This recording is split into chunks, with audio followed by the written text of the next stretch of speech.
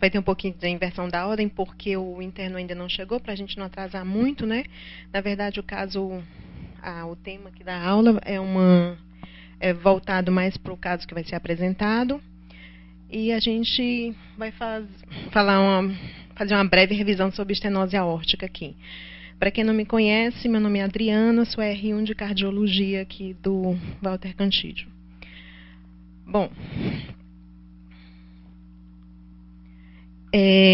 eu me baseei nas duas diretrizes, a diretriz brasileira, né, de valvopatia, publicada em 2011, e também no último guideline americano da American Heart Association de 2014. Eu não coloquei aqui, mas também a gente acaba aqui realmente consultando também o Brauard, né? Bom, a estenose aórtica, por definição, é uma obstrução da via de saída do VE pela calcificação das estruturas valvulares, né, associada ou não à fusão das válvulas da válvula aórtica, né? Ela pode também estar associada, né, a uma cardiomiopatia hipertrófica obstrutiva. É considerada, né, dentro das doenças que acometem a válvula aórtica, a mais frequente, né, a estenose aórtica. E ela acomete 4,5% da população acima dos 75 anos, né? Nossa população está envelhecendo e isso acaba que, à medida que o tempo vai passando, vai se tornando mais prevalente ainda. E as causas mais comuns, principais, eu coloquei aqui como a estenose aórtica de origem congênita, pode ser a degenerativa e a febre reumática. A estenose aórtica congênita, que eu coloquei aqui, deixa eu ver se dá para... Que é essa imagem aqui, geralmente é associada a uma malformação congênita, associada principalmente com... Deixa eu colocar aqui. Onde a válvula... Essa aqui eu coloquei como uma válvula normal, para a gente comparar, né? Essa aqui é a de origem congênita, associada geralmente, elas são bicúspides, né? E ocorre realmente pela própria malformação da válvula, ocorre que um turbilhamento, né, na passagem do sangue e acaba traumatizando a válvula, evoluindo com a própria estenose da válvula a ponto de levar à sua estenose, né? E aqui, essa outra aqui, ela é relacionada, né, à febre reumática. A febre reumática... São todas informações, gente, assim não dá. Espera que eu não sei se você usa. Pronto. Essa aqui é relacionada à febre reumática, onde normalmente ocorre o quê? A fusão, né, dos folhetos, principalmente aí pelo depósito de calcificação, né, ocorre das comissuras das válvulas e ocorre uma diminuição da área valvar, que vai levar, consequentemente, toda a clínica da estenose aórtica relacionada à febre reumática. É muito comum no nosso meio, né? Porque realmente a febre reumática ainda é muito prevalente aqui no nosso meio, e geralmente ela está sempre associada a alguma outra acometimento valvar, principalmente o mitral, né? Por isso que é muito importante, uma vez identificado algum comprometimento valvar de origem reumática, você fazer a profilaxia secundária, né, para poder não ocorrer o que a gente vê na nossa enfermaria, né, pacientes que chegam, abandonam o tratamento e com um certo tempo voltam por conta do acometimento da outra válvula. E aqui é relacionada à estenose aórtica degenerativa, que a estenose aórtica degenerativa, ela tem uma fisiopatologia bem semelhante ao processo aterosclerótico comum, né, do envelhecimento. Ele envolve realmente a deposição, né? Ocorre toda aquela deposição de macrófagos, aquela cascata mesmo da placa de ateroma, sendo que nas válvulas. Bom, esse quadro aqui eu tirei A do Braunwald é bem ilustrativo, mostrando basicamente como é que é a fisiopatologia da estenose aórtica. Através disso aqui, se a gente entender bem essa fisiopatologia, a gente vai entender todo o mecanismo tanto do tratamento medicamentoso, como é que o paciente, a clínica, que envolve tudo isso. Então, na estenose aórtica, você vai ver o quê? Uma obstrução do fluxo de saída de ejeção do VE, né? Com isso, o que vai acontecer? Vai haver um aumento da pressão sistólica do VE, e, consequentemente, em decorrente desse aumento da pressão sistólica, vai haver um aumento da massa do VE, levando à disfunção do ventrículo esquerdo. Essa disfunção do ventrículo esquerdo, ela vai estar relacionada a uma isquemia miocárdica, né? Como, consequentemente, também uma insuficiência do ventrículo esquerdo. Uma outra coisa é o tempo de ejeção do ventrículo esquerdo, né? O que ocorre? Ocorre esse aumento nesse tempo, esse aqui está relacionado com o aumento do consumo do oxigênio, né, pelo próprio miocárdico, como também vai estar influenciando o tempo diastólico. E com isso, esse aumento do consumo relacionado com a diminuição do tempo diastólico, vai haver uma diminuição do suprimento de oxigênio do miocárdio, levando também à isquemia miocárdica. Outra coisa é que vai haver o aumento da pressão diastólica do VE, e que vai levar a gerar tudo isso aqui, e também uma diminuição da pressão da aorta, né? Essa classificação é uma classificação, ficou bem pequeno aqui, mas assim, eu tirei, né, do Guideline 2014 do American Heart, onde na verdade, ele tenta de uma forma didática, mas assim, acaba que tem muita informação, é mais mostrando o quê? Ele divide o paciente, basicamente, no paciente que tem risco de ter a estenose aórtica, na verdade, ele divide em 4 tipos, né? O tipo A, o B, o C e o D. O A é aquele que tem um risco, né, de ter uma estenose aórtica. E o B é aquele que já tem uma estenose aórtica e que está em progressão. Aí passa, então, para os que ele dividiu aqui nos pacientes que são assintomáticos, que referem ao C, e o D é os sintomáticos, né? Isso tudo, essa classificação foi voltada baseando-se em quê? Na anatomia da válvula, se ela está tendo já um grau de incompetência, né, de difusão das próprias válvulas, se está tendo realmente um comprometimento dos folhetos, a hemodinâmica da válvula, né, aqui você vai ver, baseado nos estudos ecocardiográficos, você vai ver a área, né, de abertura, você vai ver também o gradiente de pressão. Então, assim, eu estou só colocando aqui a título ilustrativo, mas que realmente isso aqui, na prática, vai ajudar, porque faz parte da própria evolução da estenose aórtica.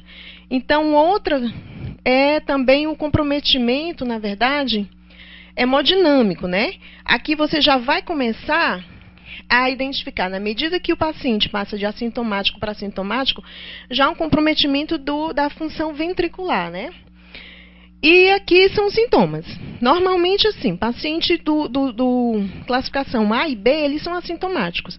O paciente que é considerado assintomático no C, é uma coisa que a gente tem até que, de certa forma, ter muito cuidado com isso, porque às vezes ele, pelo fato de ter a estenose aórtica associada ao processo degenerativo, né, envelhecimento, o paciente é considerado assintomático, mas pela própria restrição mesmo. E aí acaba que a gente tendo que fazer alguns testes provocativos, alguma coisa, para poder ver se realmente ele acaba, no momento de uma investigação maior, se ele vai ser sintomático ou não.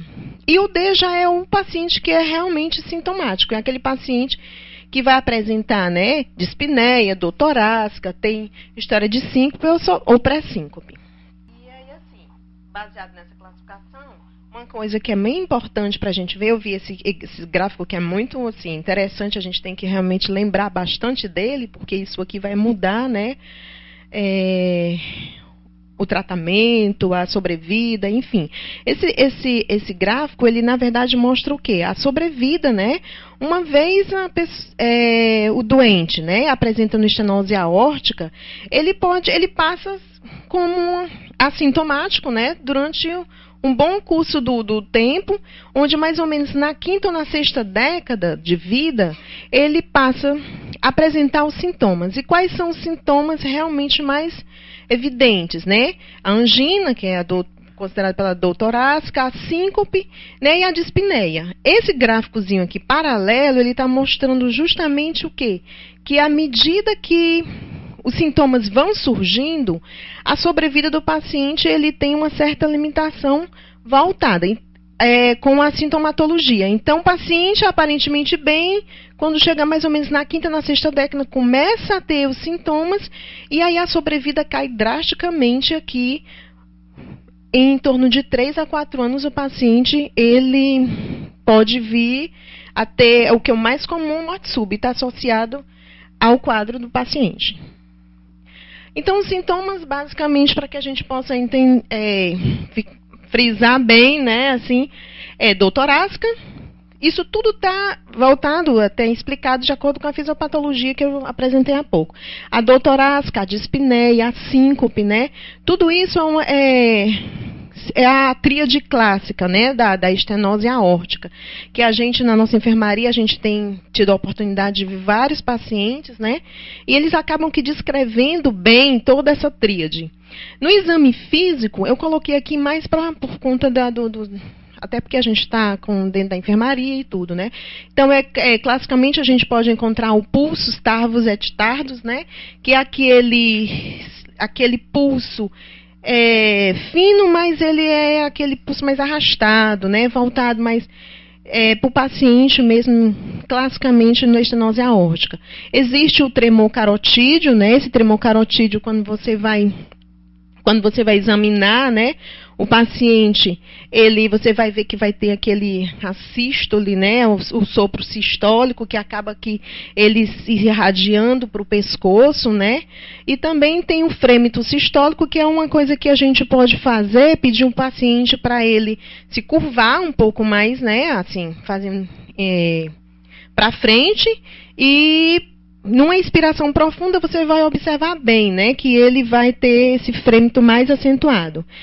Também, além disso, tem os sinais, né, de insuficiência cardíaca à direita, já quando existe um comprometimento maior, uma estenose aórtica importante, onde vai haver os sinais de ICC, né, que no caso é hepatomegalia, você vai ver turgência jugular, vai ver edema de membros inferiores, principalmente quando ocorre o quê? Uma invasão do septo hipertrofiado, que isso é uma coisa comum na estenose aórtica já importante, avançada, porque ocorre o aumento, né, importante da hipertrofia e que ocorre essa invasão do septo hipertrofiado pela própria a hipertrofia mesmo vai acabar comprometendo, né, o ventrículo direito. A ausculta dele, né, a ausculta você vai ver o B1, né, geralmente ela é normal ou suave, e a B4 é proeminente pela própria contração atrial, né, a B4 está mais relacionada com a contração atrial, que muitas vezes você vai encontrar um paciente que tem um átrio esquerdo aumentado, e aí a B4 acaba que sendo proeminente. O sopro sistólico, que é o clássico no exame físico, você vai ver que esse fenômeno aqui de... Eu não sei... Pois é, eu fiquei na dúvida em relação à pronúncia. Esse fenômeno, na verdade, assim, você vai auscultar, né, esse sopro sistólico mais voltado nos focos da base, mas muitas vezes ele acaba que se irradiando, indo até ápice, principalmente assim, até dando confundindo como uma insuficiência mitral, né, principalmente no foco mitral.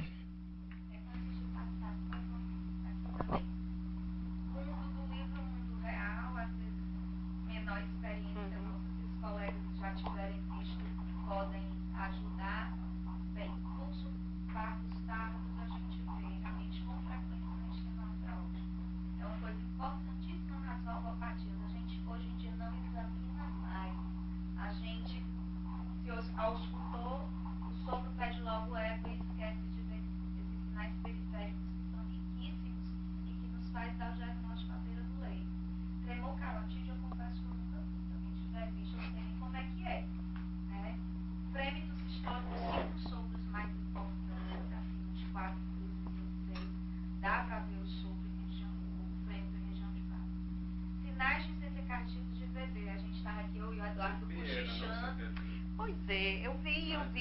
ter, não sei.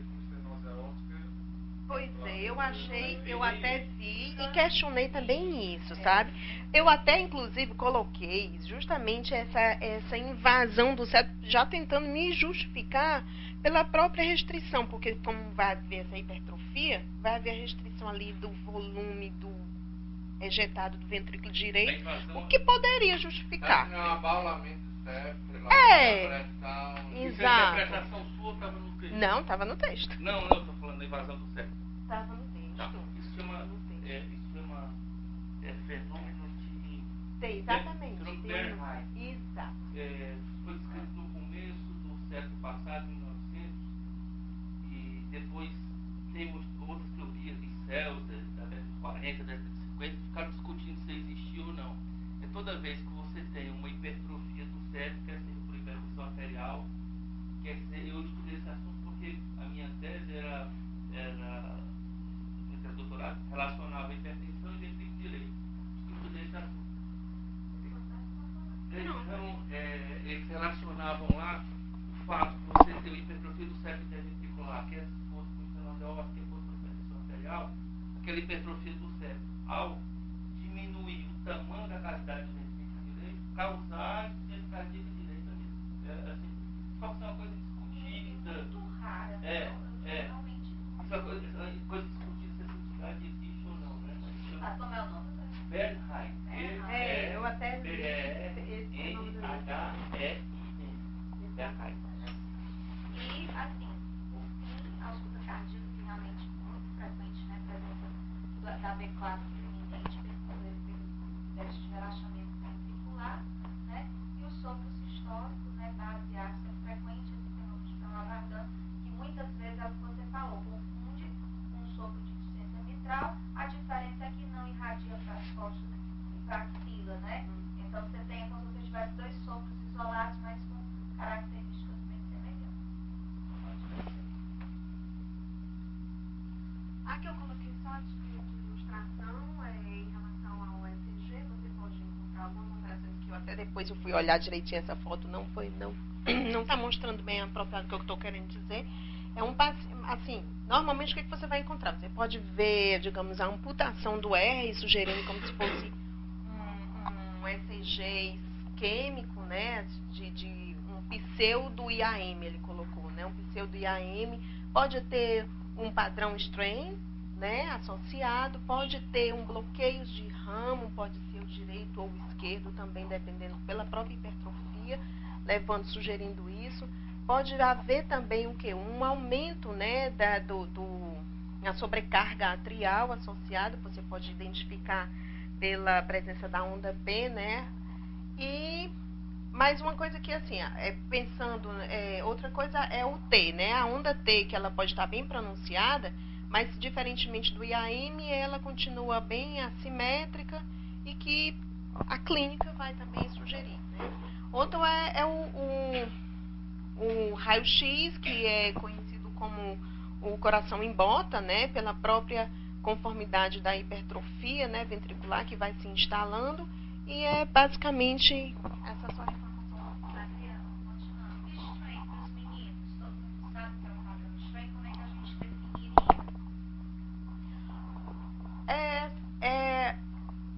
Deixa eu ver se eu sei explicar. Assim, o strain é como você vai ter um padrão onde vai haver uma alteração, né, como se fosse uma alteração de repolarização em relação à onda ST, que poderia sugerir um evento isquêmico, mas que na verdade não é. Pela própria alteração de repolarização ventricular que dá essa conformidade na onda, no ST mesmo, né? Essa alteração de repolarização, ela se encontra em que contexto? Normalmente nas sobrecargas. Nas sobrecargas, né? Que eu pensei que eu de estava pressão, né? Então, por Sim. essa alteração de repolarização, um segmento ST expressamente nivelado, assimétrico, mais frequente nas derivações laterais, D1 a D, D5, D6, no contexto de um elétrico que tem critérios de sobrecarga ventricular e que normalmente com sobrecarga de pressão mais significativa. Bom, aí aqui passei para as recomendações em termos de diagnóstico, né? As recomendações que eu tirei do último guideline americano, onde ele vai tentar mostrar como é que deve ser feito o diagnóstico em relação à estenose aórtica.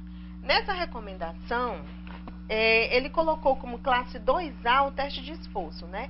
Na verdade, o teste de esforço, ele vai ajudar principalmente para aqueles pacientes que são considerados assintomáticos, né? Mas que você, na verdade, está querendo ver se está havendo, né? Para avaliar essa mudança fisiológica ao exercício, tentar ver se o paciente realmente ele é assintomático ou então considerado pseudo-assintomático, para você poder já pensar em intervir. Os pacientes que têm sintoma como angina, tontura e síncope, que são provocados durante o teste de esforço, eles devem ser considerados sintomáticos, mesmo se na história clínica não há relato. Então, isso aqui é uma coisa que vai ajudar a nortear em relação àquilo que é tudo que a gente já falou. E aí, uma resposta hemodinâmica anormal em pacientes que apresentam estenose aórtica, né, severa, que é induzida pelo esforço, ela é considerada de pior prognóstico. Outra coisa que aqui a gente, justamente considerando o que a gente estava falando, essa depressão do segmento ST, no ECG, quando você vai submeter o paciente a um teste ergométrico, ele pode ser visto em até 80% dos pacientes, mas que, na verdade, ele não tem uma especificidade em relação a isso, mas por conta da própria sobrecarga, né, aquele padrão que a gente estava falando. Ninguém fecha para diagnosticar coronariana na estenose. Exatamente. Que é o que ele falou, não sendo específico para diagnóstico de doença arteriocoronariana. E passa a ser classe 3, né, no caso do paciente que já é sintomático. Né? Classe 3, voltado mais quando o paciente já está sintomático, você não vai colocar ele para submeter a um teste provocativo, que aí ele pode até evoluir com um evento. E o ecocardiograma. O ecocardiograma é, sem dúvida, o exame de eleição, né, para o diagnóstico da estenose aórtica.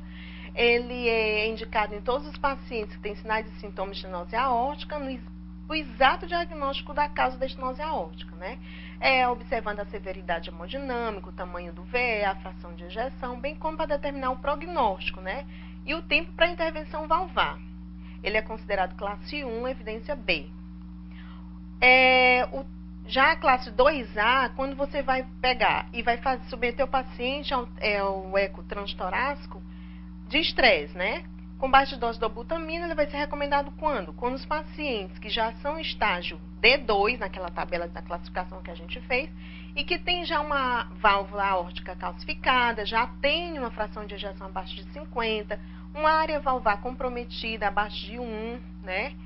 E a velocidade aórtica já também está abaixo de 4 e a média do gradiente de pressão abaixo de 40. Mas você vai submeter para saber se ele vai apresentar alguma sintomatologia, né? Nível de evidência B.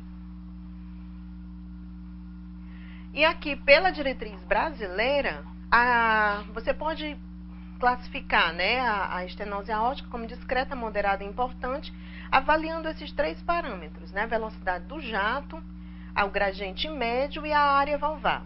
A área valvar sozinha, ela não vai nos dar de garantia, ou assim, qual a classificação adequada. Na verdade, você tem que fazer a correlação desses 3, principalmente a área valvar associada ao gradiente médio, onde acima de 40 ela passa a ser importante e discreta abaixo de 25, né?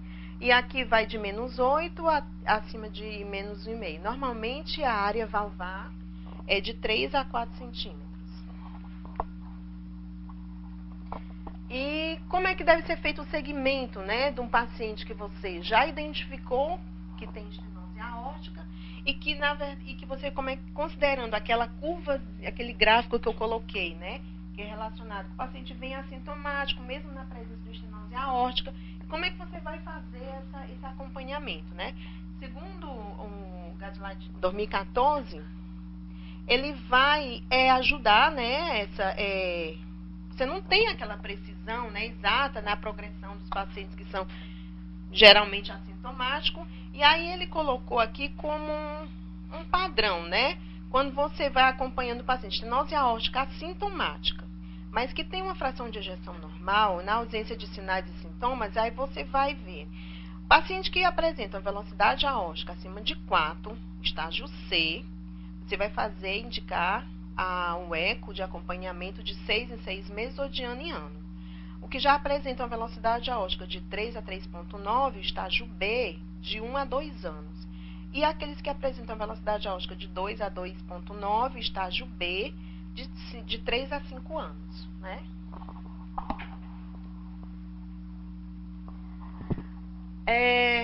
Pela diretriz brasileira, basicamente eu vou falar as classes, classe 1A, né? 1 e B, ou, na verdade, classe 1. Quando é que você vai indicar? O eco. O eco para o diagnóstico, né? Para você, quando você quer reavaliar uma mudança nos sinais e sintomas do paciente, que sabidamente já tem estenose aórtica que você está querendo ver.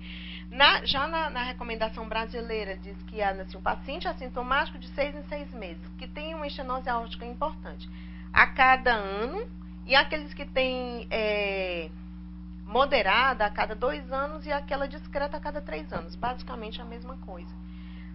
Aqui, como classe 1A, também depois que você vai fazer uma intervenção percutânea, né, a cirurgia valvar, você também indica o eco. Classe 1A, avaliação das alterações hemodinâmicas e adaptação ventricular durante a gravidez. Pronto. Durante a gravidez também é sempre muito bom você solicitar um eco para ver se a paciente que já sabidamente tem estenose aórtica, como é que está o padrão dela ecográfico, né?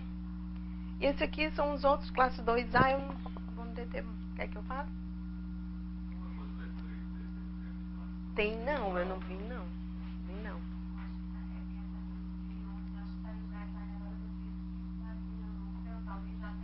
2000, o do europeu também não vi. Eu ouvi do europeu, achei muito semelhante também. Indicação de cateterismo. O cateterismo, na verdade, você vai indicar quando? Quando o paciente tem uma estenose aórtica sintomática e que, na verdade, os exames que foram feitos invasivos não são conclusivos, né, em relação às próprias medidas hemodinâmicas da avaliação da gravidade. Outra classe 1A é quando você vai fazer o cateterismo nos pacientes que têm fatores de risco para a doença arterial coronariana. Classe 1A também é quando você vai também submeter o paciente a uma intervenção transcatéter valvar aórtico e que tem fator de risco para a doença arterial coronariana. Classe 2A já é para aqueles pacientes que vão fazer cirurgia de Ross e 2A também para aqueles pacientes que apresentam uma presença de disfunção de VE e um gradiente baixo. Então, quando ocorre basicamente paciente que tem risco de doença arterial coronariana e que vai submeter ao ato cirúrgico ou então intervenção percutânea, né? E quando é que você vai fazer a ressonância magnética, né? Que é uma coisa que a gente tem até aqui, né? Eu coloquei também mais para que a gente possa ficar antenado para isso, principalmente quando você vai considerado classe 2A, né? Classe 2A de recomendação quando você vai fazer uma avaliação da fração de ejeção ou volume ventricular limítrofe ou que esteja duvidosa em relação ao ecocardiograma, né? E quando você deseja fazer a planimetria da área valvar aórtica, quando não tá tendo uma incerteza, né, da gravidade da estenose aórtica e em relação às imagens que tiveram resultados conflitantes. Aí você se remete à ressonância magnética para poder ajudar a chegar a uma conclusão. E classe 2A na avaliação das dimensões da raiz da aorta e da aorta ascendente. Apesar de a gente ter aqui... Estava falando muita coisa de ressonância magnética, principalmente hipertrófica, e aí na própria definição de estenose. Mas assim, em relação à hipertrófica, eles colocam assim, a ressonância, a vantagem dela só seria simplesmente naqueles pacientes com uma janela torácica inadequada, né? A sensibilidade do método do eco é muito boa, né? Mesmo assim. Assim, ele coloca como duvidosos pela ecocardiografia, mas assim, normalmente só em pacientes que têm uma janela muito ruim. Bom, em relação à terapia medicamentosa. A terapia medicamentosa é uma coisa que, assim, na verdade a gente é mais para tentar controlar ali os sintomas, mas que na verdade, eminentemente, uma vez a gente estava A estenose aórtica sintomática é intervencionista. Você faz ou a cirurgia, ou vai fazer aqueles intervenção percutânea, valvoplastia. Então, assim, em termos da recomendação, é que o paciente que apresenta tem uma hipertensão, né? O paciente que tem estenose, tem hipertensão associada, nos estágios já B e C, elas devem ser tratadas de acordo com os marginais, começando com as doses pequenas, gradualmente, titulando de acordo com as necessidades, com frequência de monitorização clínica, né? Porque o paciente realmente já está, ele pode, principalmente, você vai ver o paciente que você vai utilizar IECA, diurético, para tratamento da hipertensão, isso pode levar a uma descompensação em relação à parte da estenose aórtica. Tem que ter muito cuidado em relação a iniciar com doses pequenas gradualmente, né? Aí não há estudos abordando os medicamentos antihipertensivos específicos para a estenose aórtica, mas os diuréticos devem ser evitados, principalmente porque pela própria estenose aórtica já é uma entidade que leva a uma diminuição do débito cardíaco, e aí, consequentemente, você vai dar o diurético, ele vai acabar comprometendo mais ainda e exacerbando mais ainda a sintomatologia do paciente. Aí, em teoria, os IECAs devem ser vantajosos pelo efeito potencial benéfico na fibrose, né, do PE, em adição ao controle da hipertensão. O beta-bloqueador, ele colocou aqui como um apropriado para os pacientes que têm DAC. Mas no Braualdi diz que você tem que tentar evitar o beta-bloqueador no paciente que tem estenose aórtica, né? Em classe 2B, a terapia vasodilatadora sob monitorização hemodinâmica invasiva no manejo do paciente que já tem uma estenose aórtica agudamente descompensada. Então, isso aqui já vai entrar para a classe funcional 4, o paciente já está bem grave. Aí você vai fazer todas aquelas medidas associadas aí para um paciente que já está bem descompensado. Em relação, o que eu vi aí, que em relação à terapia de estatina, ela não é indicada como prevenção da progressão hemodinâmica da estenose aórtica em pacientes com baixa ou moderada calcificação valvar, né, nível de evidência A. Ela não está relacionada, logicamente, à prevenção da progressão hemodinâmica da estenose. Mas a gente vê que os pacientes, né, que é aquele que ele colocou, geralmente pacientes que já têm uma estenose aórtica degenerativa, associada, e que tem já um perfil dislipidêmico, tem história familiar de hipercolesterolemia, você tem obrigatoriamente de fazer o tratamento visando a prevenção ou então o tratamento da própria DAC, né? Recomendação em relação ao tratamento da insuficiência cardíaca aguda, né, nos pacientes que apresentam estenose aórtica, você tem como classe 1, você vai fazer a cirurgia valvar aórtica, nível de evidência C. 2B, você vai fazer, no caso, né, visando a estabilização clínica, tentando estabilizar para uma posterior tratamento cirúrgico, e 2B também, balão intraórtico como ponte também para o tratamento cirúrgico. Resumidamente, o tratamento realmente é cirúrgico, né? Aqui, em relação, eu vou pular isso aqui, porque aqui tem um gráfico que mostra melhor. Mas só esse gráfico aqui é exatamente mostrando, né, quando você faz o tratamento medicamentoso, né, que essa linha que era para ser vermelha, você vê que realmente a sobrevida do paciente cai drasticamente em relação a você intervir no momento adequado com o tratamento cirúrgico, que acaba que o paciente evolui com a sobrevida semelhante da população geral, né, quando você faz a indicação do tratamento cirúrgico. E aqui é basicamente aquilo que eu estava falando, um esquemazinho que vai mostrar em relação como é que você vai fazer o algoritmo em relação à estenose aórtica. Pela diretriz brasileira, você vai, se o paciente tem uma estenose aórtica moderada e que ele vai se submeter a uma revascularização miocárdica, alguma cirurgia já, cirurgia da aorta torácica, ou então vai fazer também uma cirurgia de troca valvar, se ele fizer isso, aproveita o momento e mesmo estando moderado, vai fazer o tratamento cirúrgico. Se ele não vai submeter a nenhum tratamento cirúrgico concomitante, você não vai fazer apenas o acompanhamento clínico. Se por acaso o paciente já é considerado como estenose importante, mas ele é assintomático. Aí aqui você vai ter o acompanhamento, vai utilizar-se dos parâmetros ecocardiográficos. O paciente ele tem uma fração de ejeção abaixo de 50, ou tem alguma cirurgia cardiovascular que vai estar programada. Se tiver, classe 1A vai fazer a cirurgia, programar a cirurgia. Se o paciente, mesmo com fração baixa, não tendo nenhuma programação cirúrgica, você vai, mas que ele tem sintomas e que tem indicação, né, da progressão da própria doença, aí você vai e manda para a cirurgia.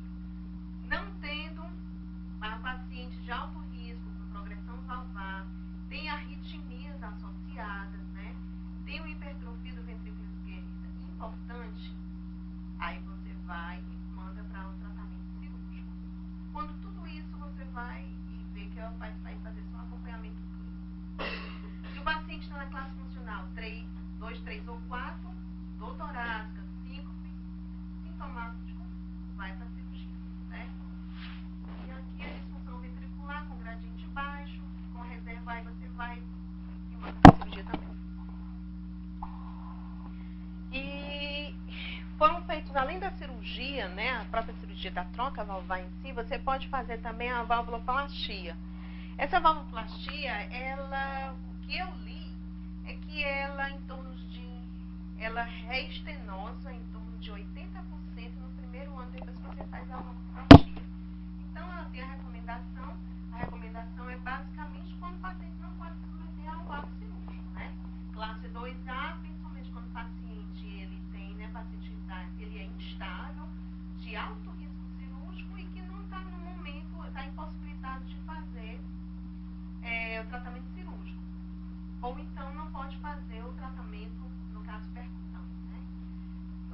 E também quando o paciente é mais considerado, porque o paciente que já, uma vez instalado, né, sintomático, paciente idoso, que já não tem condições realmente, é considerado um tratamento paliativo, mas que, na verdade, a sobrevida acaba que gerando, por conta da reestenose, de 1 a 2 anos, ele volta a ter toda a sintomatologia. E 3 é quando realmente o paciente tem condição de cirurgia e pode fazer os outros. A recomendação do implante da bioprótese, que é o TAP, né?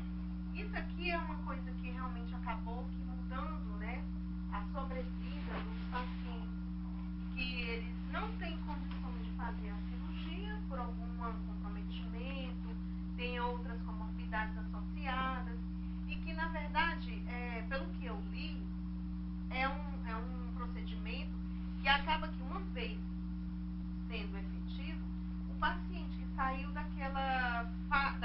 daquele declínio, né, que já está caminhando, vamos dizer, para o óbito, né, devido a sintomatologia, o comprometimento todo da evolução da estenose aórtica, ele volta a passar a ter, né, a expectativa de vida semelhante da população geral. Né? Então, quando é que você vai fazer, né, a TAP? Pacientes portadores de estenose aórtica é importante, com indicação de cirurgia, mas que, porém, não tem um tratamento, não podem, tem contraindicação em relação ao tratamento cirúrgico convencional. Né? E aí também como alternativa ao tratamento cirúrgico em pacientes portadores da estenose aórtica importante, com indicação, porém com alto risco. Então tem contraindicação, alto risco, praticamente a mesma coisa. E 3A, aqueles que podem fazer cirurgia. Né? E aqui eu só quis colocar, foi o que eu encontrei no final. Não, era isso aí. Pronto. Então, quando é que você vai selecionar um paciente? Sabendo que ele está sintomático, está já com estágio D e que você não pode submeter ele à cirurgia, né? Nos pacientes que tem essa, né? Quando você vai fazer a presença de estenose aórtica importante sintomática, geralmente os pacientes acima de 80 anos, né? Com alta probabilidade de mortalidade cirúrgica e na presença de comorbidades. As comorbidades associadas, você vai ter o paciente que tem cirrose hepática, o paciente que tem doença pulmonar grave, né? O paciente que tem múltiplas cirurgias cardíacas prévias, né? Enxerto de artéria mamária, aorta em porcelana. Quando tem coluna acentuada, principalmente acima de 60 milímetros de mercúrio, que já foi submetida a uma radioterapia torácica e na presença de condições anatômicas e morfológicas favoráveis para o procedimento por catéter, né? Bem como pelos aspectos cardíacos de interesse para... Enfim, basicamente é isso aí. Ou seja, gente, são os lozinhos octogenários que têm frequentemente estenose aórtica degenerativa, né, pela própria idade, em que quando a gente coloca todos os scores, o score torna-se às vezes até proibitivo, a indicação de cirurgia, tem uma sobrevida reduzida, tem fragilidade, estão extremamente sintomáticos. Então, realmente assim, eu acho que hoje tudo que se fala de válvula aórtica, nessa faixa etária é TAV, né? É o implante transcatéter ou transapical, né? Aqui no nosso hospital nós não tivemos um caso de paciente que a gente mandou para Metejano e o Ronaldo implantou. Essa prótese, ela é uma prótese importada, ela não tem disponível, então tem que passar todo o processo de licitação eu até vi, para conseguir. No sistema privado, a equipe do Dr. Glauco, Heraldo Novo, ele já tem uma experiência um pouco maior no implante da válvula. Então, assim, para esse subgrupo transapical, no caso dele, né, o Ronaldo, né, pela femoral, né, e em relação a isso, é basicamente esse tipo de paciente, aquele paciente que muitas vezes aqui na enfermaria, pela incapacidade de realizar o procedimento, a gente informa para a família, expõe o risco da mortalidade muito elevada da cirurgia convencional. Esse paciente muitas vezes não era operado. Então ainda não é uma realidade para todo mundo, mas a gente tem batalhado para que isso aconteça. Colocada sobre o original. Ele tem uma técnica que realmente a válvula ela não é retirada, ela é implantada, ancorada, né? Precisa ter a válvula nativa para ancorar essa nova válvula. Faz um estudo agora, 5 anos de evolução da primeira prótese que foi colocada e que mostrou que seria igual, pelo menos, ao tratamento de cirurgia convencional, né? Em 5 anos, com a primeira experiência, o primeiro material foi feito, isso que a princípio parecia até um pouco desanimador, mas foi feito com muito otimismo por o pessoal que trabalha com isso. Os resultados com os novos materiais têm sido realmente muito bons. A perspectiva que eles estão realmente vai ser a questão só de poder ser implementado no ponto de vista de custo, porque realmente não é aprovado pelo sistema público nem ainda pelo sistema privado, isso é feito apenas particular.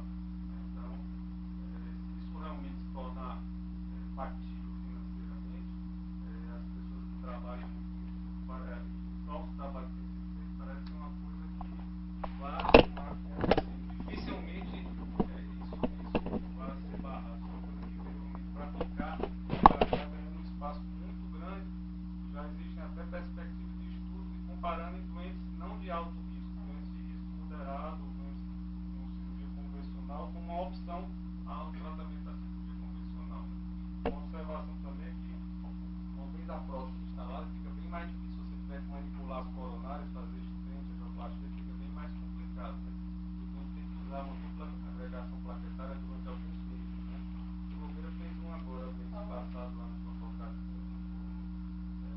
de 90 anos, saiu bem.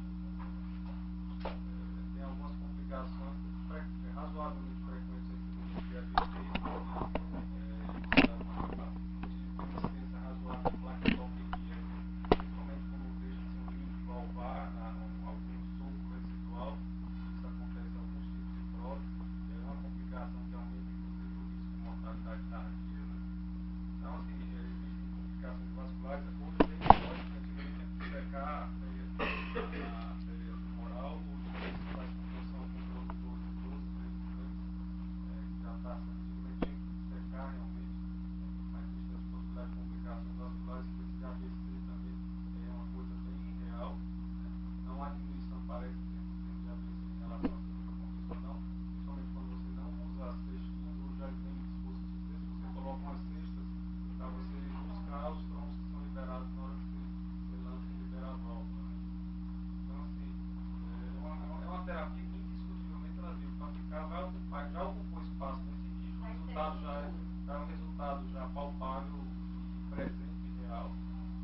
vai começar a disputar espaço para as categorias de doentes que têm indicações eletivas para a válvula também. Então, a gente vai depender só da questão do efeito a longo prazo. Só bem rápido. Eu vou lembrar um congresso. Foi logo na época que estava começando os procedimentos do pessoal lá do INCOL dos resultados, né? E mostraram o caso de uma paciente que na época tinha 101 anos, né? Aí começou aquela confusão, fazer um procedimento dessa mulher com 101 anos, não sei o quê. Aí ele apresentou o caso todinho no procedimento, tudo. Aí depois botou a evolução dela 5 anos depois, né? Ela estava então com 106 anos. Eu queria morrer mesmo. Não, foi bem aplicado Bem o aplicado. procedimento. O grande problema da estenose aórtica é que realmente na enfermaria você tem uma amostra viciada, né? Porque você pega aquele doente que já tem quase arrastado muito sintoma, está internando no lugar, não quiseram operar, envolveu, tá aquele caso meio já muito marcante. Mas na verdade na prática não é isso que você vê. Você vê esses casos com estenose aórtica importante, quando o doente tem sintoma é meio mascarado, você quer indicar e você não encontra, o doutor Ricardo tem experiência, sabe, você faz os cálculos da válvula, às vezes a válvula é muito calcificada, você faz a planimetria, não dá aquela área precisa, você usa a equação de continuidade para avaliar também um pouco da área, você faz o gradiente em um momento que o doente está hemodinamicamente muito hipertenso, e aí dá um determinado parâmetro, ele vai para o CAT, ele está mais hipertenso, ainda dá outro valor, o gradiente do CAT é um gradiente pica-pico, o gradiente pelo EJO, a maioria das vezes é um gradiente médio que você considera. Então, tem uma série de coisas que você tem que avaliar junto, né, para ter essa indicação. Isso realmente não é fácil. E essa progressão, às vezes você fica acompanhando o doente e de repente o doente volta, não volta e quando você vê, te liga, teve um edema agudo, de 2 doenças desse ano, edema agudo assim marcante, com estenose aórtica severa, que até então eram assintomáticos, entendeu?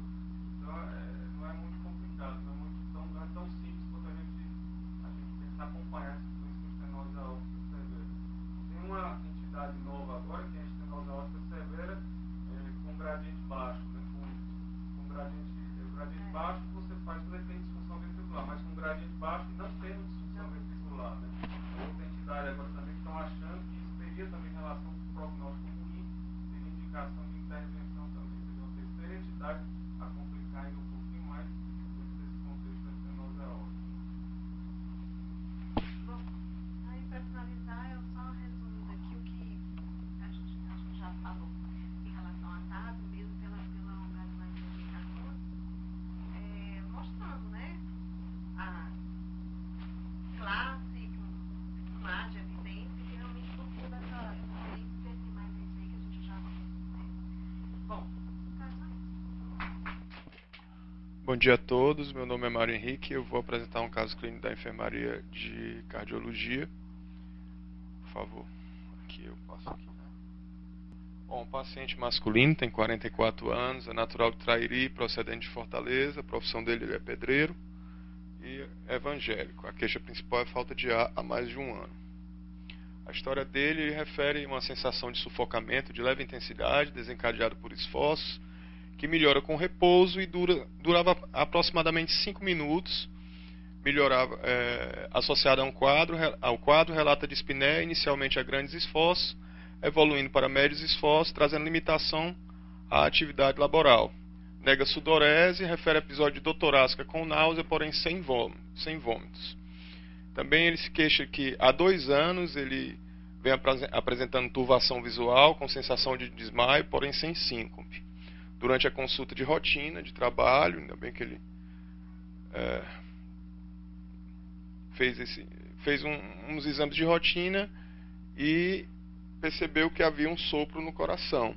Daí ele fez um eco que demonstrou uma fração de ejeção de 77%, uma estenose aórtica importante, uma hipertrofia de veia concêntrica leve, um déficit de relaxamento e uma área valvar estimada de 0,7 centímetros e um gradiente de 75. Bom, o teste ergométrico foi negativo para a resposta isquêmica e também não demonstrou arritmia de esforço. Peço desculpa em relação ao eco, porque foi enviada uma foto para mim e a foto eu não consegui ver e realmente foi... Esse teste ergométrico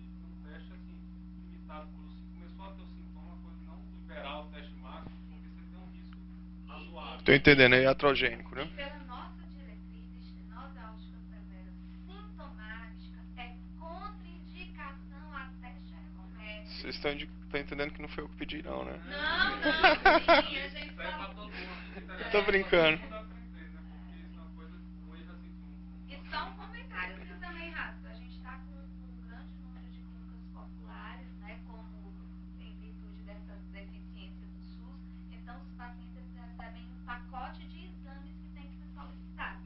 Eles fazem ECG, ECO, teste ergométrico e mapa. Não quer saber se tem indicação, tem que sair da clínica você com como é um esses bom exames. médico, futuro grande cardiologista. Muito obrigado, professor. Na audiência, você já teve uma pressão de convergência, um curso assim, que você já suspeita, você viu uma ausculta razoável, você vai auscultar as carotas, você vê que tem um suco que irradia bem. Então, se ele tem sintomas, você vai querer fazer o eco dele. Se ele já tiver uma estenose aórtica realmente importante, vai passar por esse passo adiante. É o caso. Ou se o tiver que fazer, você já faz uma recomendação, mas uma recomendação com a solicitação específica, um pouquinho de cuidado, que ele passa para o ambiente hospitalar e tal, que a suspeita é só para tentar desmascarar um sintoma que não está muito claro objetivamente. Tá bom, obrigado. Bom, ele nega qualquer história familiar de hipertensão, diabetes, tireoidopatia. Ele é ex-tabagista, parou há 1 ano e fumou bem, 20 maços ano. Na realidade, a mãe faleceu por complicação de diabetes e o pai é saudável. Falei da história familiar quando eu quis falar HPP. O exame físico dele, o exame geral, era um exame geral normal. E ele demonstrava esse sopro, né, importante aí, pancardíaco com irradiação para carótida. Certo? O exame físico dele, o achado é esse. Bom, aqui seria o CAT, mas eu trouxe o CD. O eco você não tem nada. Professor, me perdoe, só tem o que eu coloquei. Elétrico? O eletro eu coloquei. Bom, ele tem esse eletro aí que demonstra um ritmo sinusal regular e uma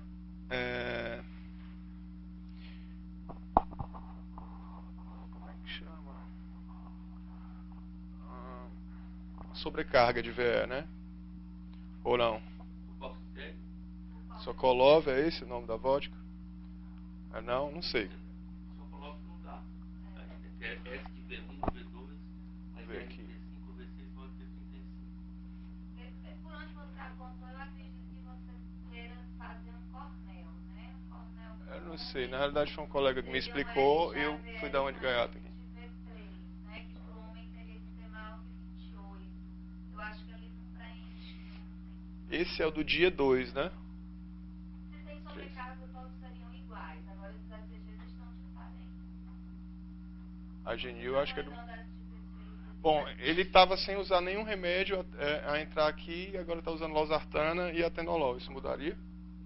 Não. Esse é do dia 3, esse é o dia 2. Esse terceiro ACG aqui não está compatível, né?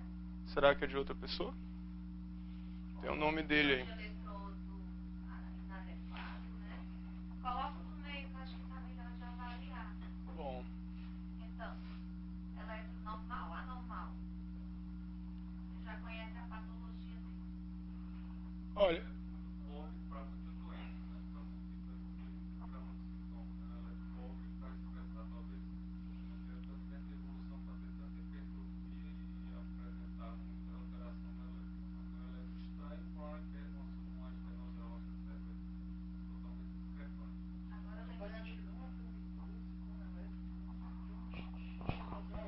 Agora lembrando, agora lembrando que a sensibilidade, né, do eletrocardiograma, mesmo em situações de grande sobrecarga e hipertrofia, ela é muito baixa, né? A especificidade é muito boa, né? Mas é um eletro completamente normal.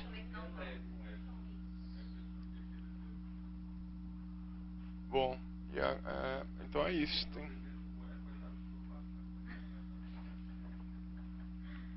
Eu achava que tinha sobrecarga de VE, o colega tinha me passado esse dado. É critério por Cornell não, né? Cornell, né? Sinusal, regular, o eixo elétrico a 0 grau, condução atrioventricular normal, intraventricular normal, repolarização ventricular, apenas alteração discreta da repolarização polarização ventricular na parede inferior, pode ser até posicional, e uma baixa voltagem líquida difícil de avaliar. AVF. E uma progressão normal de onda R na parede anterior, normalmente nas grandes sobrecargas a onda R não progride, aí está progredindo adequadamente. E entre os critérios de voltagem de sobrecarga, a gente utiliza mais o critério de Sokolov e Kornel. O Sokolov tem uma relação com idade e com sexo, é o mais sensível, mas é o menos específico. E o Kornel tem 96% de especificidade. Ele vai ser o somatório da amplitude da onda R em AVL com o tamanho da onda S em V3. Para o homem tem que passar de 28, essa conta. Ali eu acho que não passa de 25. Na mulher tem que passar de 20. Não, é 24 aqui. Pronto. Então, assim, por critérios de voltagem, ele não preenche critérios de sobrecarga ventricular esquerda. Né? Então, pronto. Aí eu coloco o CD do cateterismo. Isso. Pronto. Acho que é mais comum nessa idade você encontrar, é o contrário do que você está vendo. Você pegar pessoas eutróficas ou musculosas, fortes, tem um perfil torácico grande, e você tem um falso critério de Sokolov, né? Você tem um grande onda R, um grande critério de voltagem, e não ser hipertrofia de ventricular. Ele não é muito alto, mas ele é forte. Tem outro microfone aí? Tinha dois. Então, pessoal que está começando hoje, uma coronariografia. Nós temos vendo aqui a coronária esquerda. Aqui está o tronco da coronária. O tronco da coronária esquerda aqui bem curto. Logo ela se bifurca em descendente anterior, que é essa artéria que vai até a ponta do coração e termina em âncora. E a circunflexa. A descendente anterior emite um ramo aqui diagonal. E a circunflexa emite ramos marginais. Primeiro, segundo e terceiro ramos marginais. Aparentemente aí está normal. Nós temos agora uma projeção em oblíqua anterior esquerda. A coluna está à esquerda do paciente. A gente vai observar a circunflexa aqui em cima da coluna e a descendente anterior para o lado de cá agora. Também nada de significativo, né? Repetindo aqui a oblíqua anterior direita, a coluna está à direita do paciente, vendo descendente anterior, diagonal e circunflexa para cá, com os três ramos marginais. Agora a coronária direita, essa artéria aqui que tem uma forma de C e que eventualmente se bifurca aqui na sua extremidade distal, que não é o caso. Em coronária direita, em oblíqua anterior direita, também normal.